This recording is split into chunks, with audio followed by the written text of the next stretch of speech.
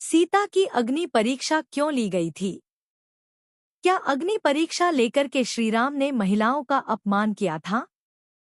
क्या सीता ने अग्नि परीक्षा देकर अपने चरित्र को निष्कलंक घोषित किया था?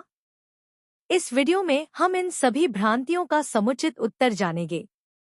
इससे पहले कि हम वीडियो में आगे बढ़े, यदि अभी तक आपने मेरे चैनल को सब्सक्राइब नहीं किया है तो तुरंत सब्सक्राइब कर ले, ताकि आने वाली वीडियो का नोटिफिकेशन सबसे पहले आपको मिलता रहे। आधुनिक समय में भगवान श्रीराम को लोगों ने कटघरे में खड़ा कर दिया है। मां सीता की अग्नि परीक्षा को लेकर तो कुछ लोग इसे प्रक्षिप्त मानते हैं। अब अग्नि परीक्षा का कारण बता रही हूँ।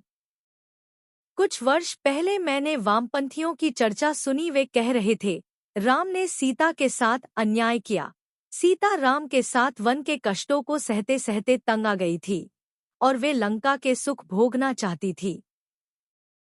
लेकिन राम ने रावण का वध करके सीता के साथ अन्याय किया। वामपंथी गणेश जोशी मनवंतर ने वनमानव महाकाव्य, अशोक वासिनी जैसे किताबें लिखे, जिनका विषय था 1. सीता वन से लौटने को तैयार न थी। 2. सीता लंका में रहने को लालायित थी। 3. सीता लंका और रावण पर मुग्ध थी। 4. सीता का रावण प्रेम और राम वियोग नाटक इत्यादि।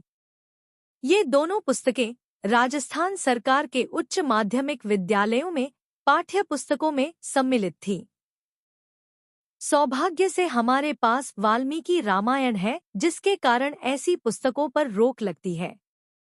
किंतु ये विचारधारा अचानक नहीं बन गई, नहीं कोई पहली बार बनी होगी। रावण ने लंका में भी उस समय यही प्रचार किया था। रावण ने लंका में प्रचारित किया था कि राम से कुपित होकर के उसके पिता ने उसे पत्नी सहित घर से निकाल दिया है। अरण्यकांड 37/10। विशाल नेत्रों वाली माननीय सीता ने मुझसे 1 वर्ष का समय मांगा है। युद्धकांड 12/18। अब लंका की प्रजा तो यही सोचती है कि सीता रावण के साथ रहना चाहती है और राम बलात् पूर्वक रावण को मारकर सीता को अपने साथ रखना चाहते हैं। ये आरोप जितना बड़ा श्रीराम पर है, उससे भी बड़ा माता सीता पर के लिए कलंक है। एक पतिव्रता के पत्नी के लिए और श्रीराम के पास कोई विकल्प नहीं है। वे चाहें तो लंका वासियों की बातों की चिंता न करके सीता को अपने साथ अयोध्या ले जा सकते थे, चाहे उन पर कलंक ही क्यों नहीं लगता। किंतु यहाँ माँ सीता के विषय में जो भ्रांत धारणा बनी हुई थी कि रावण के साथ रहना चाहती थी, अभी लंका वासियों के मन में यह भ्रांत धारणा है। किंतु यदि इसे समाप्त नहीं किया तो यह धारणा शनैः शनैः समस्त लोकमानस में प्रचारित हो जाएगी। सीता सर्वदा निर्दोष थी, इसका एकमात्र साक्षी रहे जटायु भी जीवित नहीं रहे। अब श्रीराम ने दूरदर्शिता दिखाते हुए लीला की। यद्यपि सीता उनसे पृथक नहीं है जैसे कि सूर्य से उसकी प्रभा, तथापि सीताजी के उज्ज्वल चरित्र को उजागर करने के लिए कहा कि मुझे तुम में कोई अनुराग नहीं, तुम चाहो तो सुग्रीव या विभीषण में किसी के साथ रह सकती हो। श्रीराम के इस वचन ने लंका वासियों और आधुनिक वामपंथियों को के उस शंका का समाधान कर दिया जो सोचते थे कि राम सीता को बलात् प्राप्त करना चाहते थे और सीता को लंका में रहने नहीं देना चाहते थे, जबकि श्रीराम ने विभीषण के साथ भी रहने को सीता माता से कहा। अब माता सीता के दिव्य चरित्र को उजागर होना था। जो लंका वासी कहते हैं कि सीता रावण के साथ लंका में रहना चाहती है, वह लंका और रावण पर मुग्ध है, इसका समाधान करने के लिए कि देखो सीता के मन में श्रीराम के अतिरिक्त कोई पर पुरुष प्रवेश कर ही नहीं सकता। सीता लंका के भोगों की तरफ देखती भी नहीं।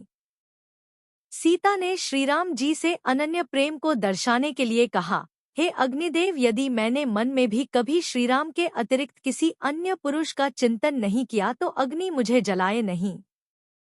और अग्निदेव ने मां सीता को जलाया नहीं। जलाते कैसे? अग्नि भी जिनसे प्रकाश और दाहक शक्ति प्राप्त करते हैं, उन भगवती को भला जला सकते थे क्या? मां सीता ने यहाँ केवल श्रीराम से उनके प्रेम को सिद्ध नहीं किया, अपितु ये भी सिद्ध किया कि श्रीराम के लिए लंका के तुक्ष भोगों को ठोकर मारती हूँ। ये लंका मेरे लिए है ही क्या?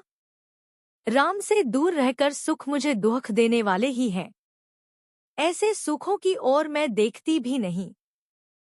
जो ये कहते हैं सीता लंका में सुख पाना चाहती है, वो मेरी श्रीराम के प्रति प्रेम और समर्पण देखें। लंका के तुच्छ सुख मुझे भाते नहीं, मैं तो राम के बिना जीवित रहना भी नहीं चाहती। श्रीराम के बिना मेरा शरीर लंका में सुख भोगे ये तो संभव नहीं है, किंतु राम के बिना रहना इतना कष्टदायी है कि शरीर को आग में जला दूंगी। मुझे अग्नि कष्ट नहीं देती, मुझे राम का वियोग कष्ट देता है। श्रीराम के लिए लंका के तुच्छ भोग को ठोकर मारकर स्वयं को अग्नि में जलाना स्वीकार है मुझे।